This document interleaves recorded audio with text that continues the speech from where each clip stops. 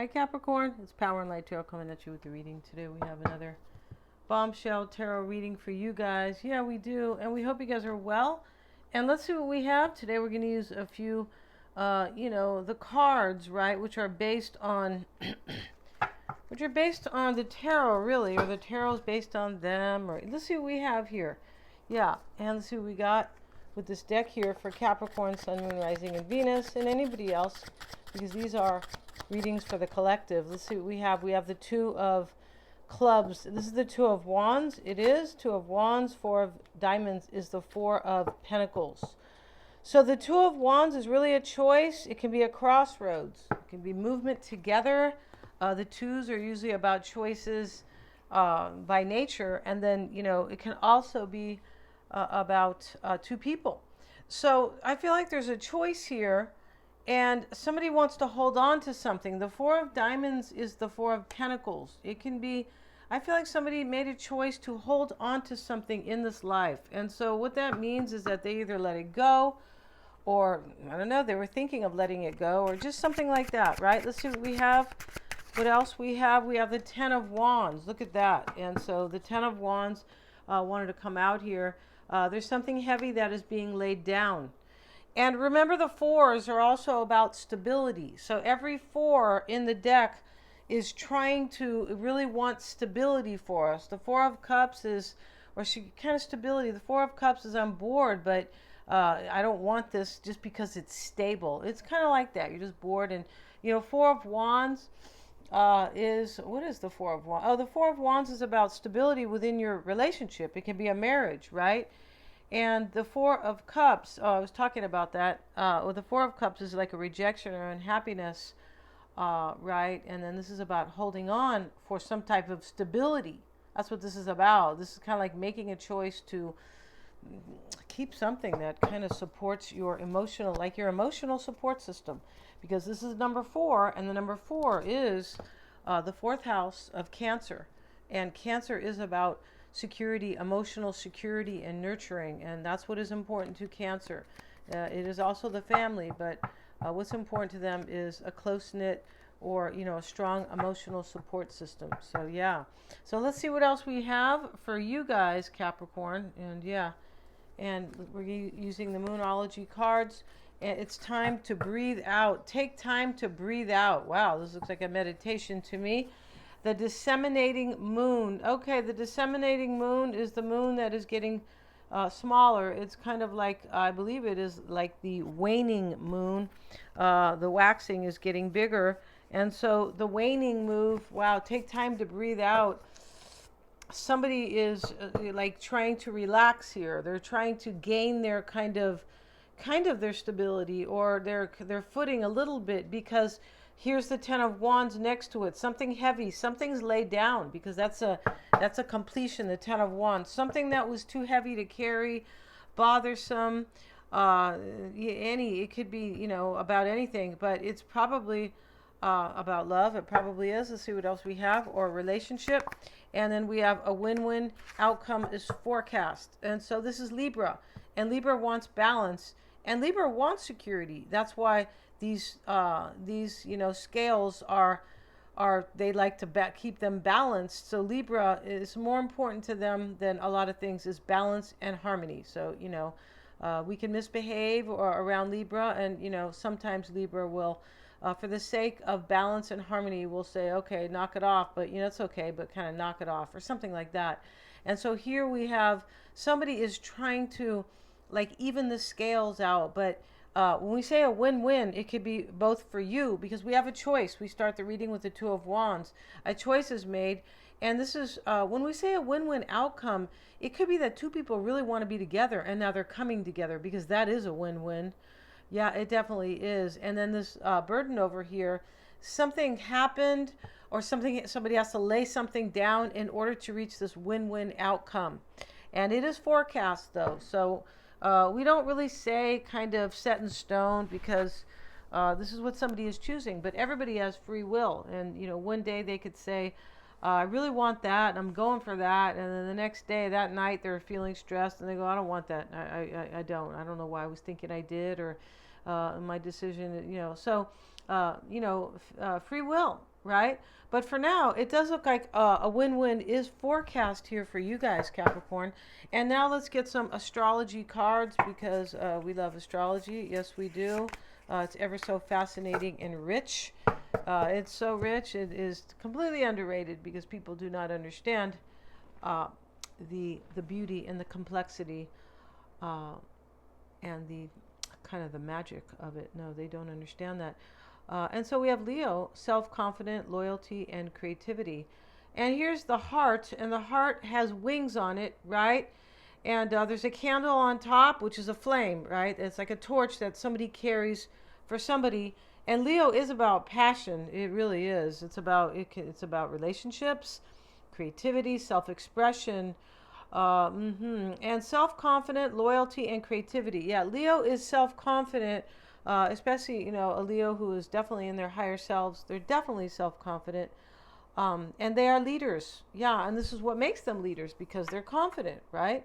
And we have loyalty and creativity. Wow. So somebody here wants to be loyal and they're coming confident about this. Like they feel like you guys can get along and have a win-win outcome. That's what they think, Capricorn. And now we have the second house.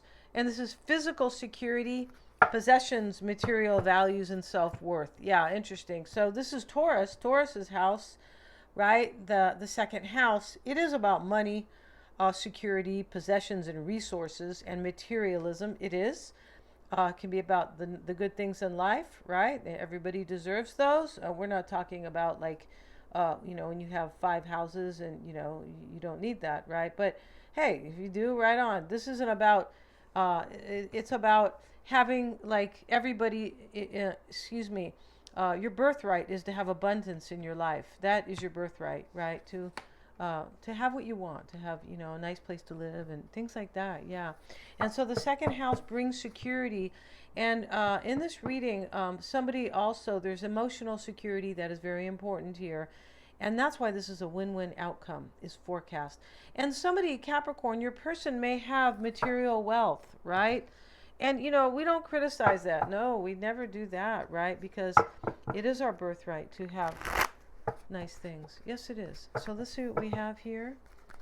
Let's see what we have for Capricorn, Sun, Moon, Rising, and Venus. And if you would like your own psychic reading, Capricorn, you may get one. They're accurate. I'm a Silva grad. And it could be about you, it could be about another person, anybody. It doesn't necessarily have to be romance. It could be about work, other life aspects, things like that. We do them on the phone or over a Google Meet, right? A video call. Really a lot of fun, empowering with its awareness. So let's see what we have.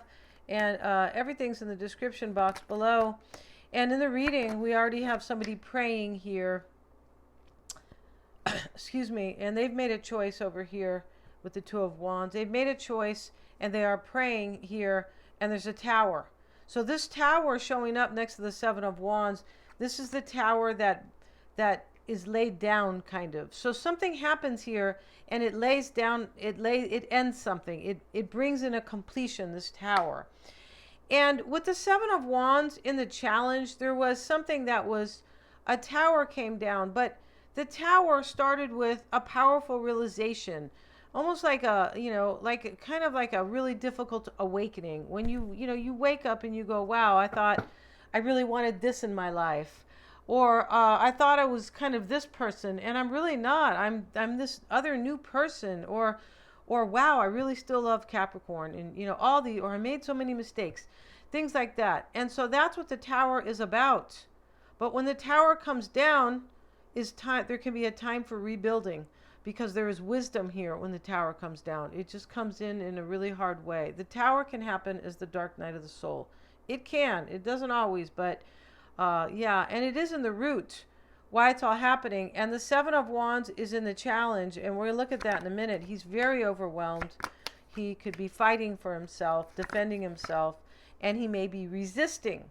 But whatever he is doing is deep in his thoughts here, because it's a number 7. Yeah, he's definitely, thinking and, planning or whatever he's doing here to really to kind of protect himself. It's possible. It is really to have what he wants. So he's resisting or defending himself, and it sits in the challenge. So this is difficult or overwhelming. And we'll get a card on that Seven of Wands, and it's here with Justice.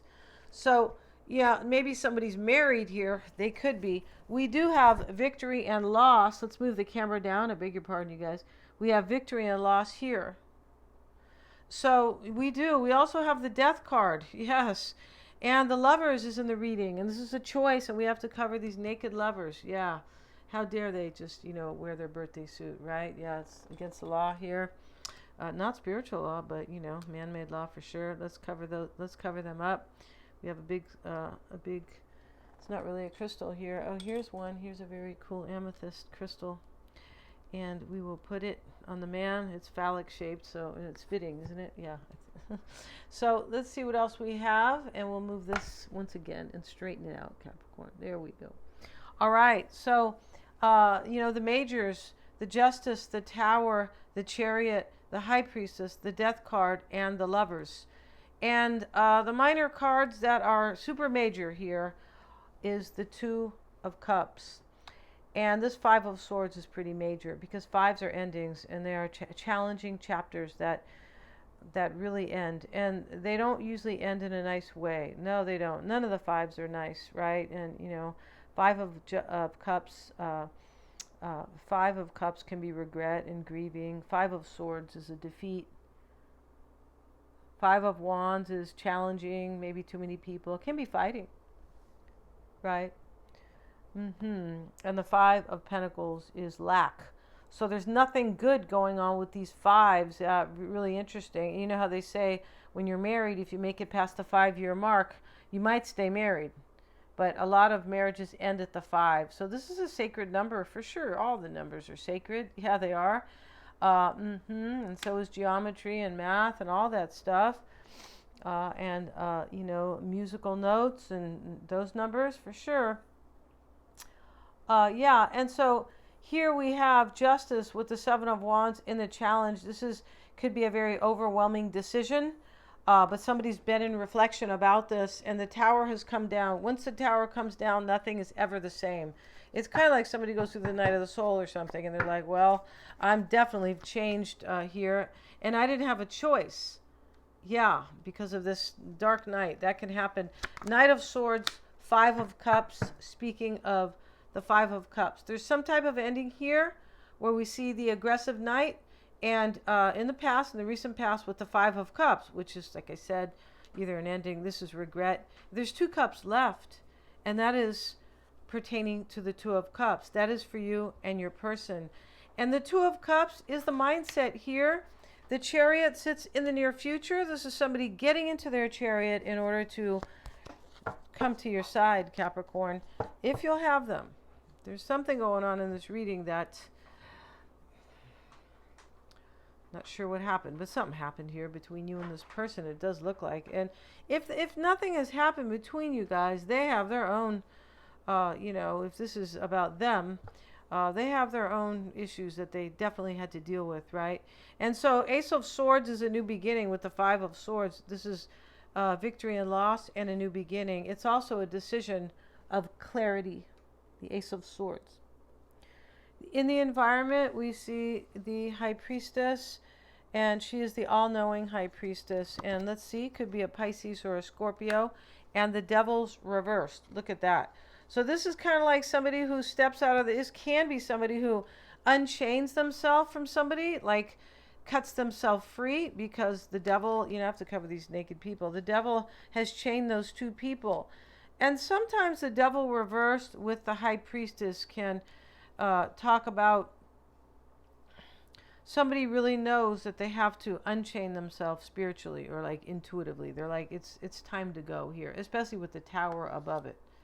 The Tower is Scorpio energy, right, which is the 8th house of psychic ability, or it is intuition. But this is also kind of Uranian, like based on Uranus, which is the Tower, disruption, boom, and changing things forever. Right? You can't fight that. And the Hopes is the Death card. This is for transformation. There may be a physical death. I don't mean a physical death and somebody passes away. I mean a death to a relationship or a situation. Knight of Cups. This is a transformation in love. And the Lover sits in the potential outcome. And this is what somebody knows here, that, hey, I'm connected at the soul level to Capricorn. Yeah. And the angel is kind of letting them know that. And she's like, wake up. She comes in like judgment, like the angel in judgment. Wake up. I'm blessing you. You guys are joined at the soul level. Yeah, this is a soul connection and you belong together. And we have the Ace of Wands reversed. Yeah, something goes away here. Something definitely ends. So whatever the ending is, though, is really a win-win. So even if something ends for somebody, they're going to learn a heck of a lot. That's kind of what this is about. But this is about two people coming together, merging right here. And that is the mindset, the Two of Cups. So we're going to end this reading, Capricorn. Thank you so much for joining me here. God bless you guys. Please remember to like, share, and subscribe. And get your natal chart. Very empowering. And this is what you were given at the time of birth. And this is all your talents, things, your family. It's about your family. It is about things, your vulnerabilities. It is about fate and destiny. Yes. And it's highly fascinating, your natal chart and your relationships, your seventh house of marriage, and all the houses that describe your motivations and your needs, and the planets as well, in the signs and the transits that are changing the course of your life as they move, right? So with the progress chart, we see the cycles that are happening now. So yeah, so your natal chart is what you're given. It's very empowering at birth.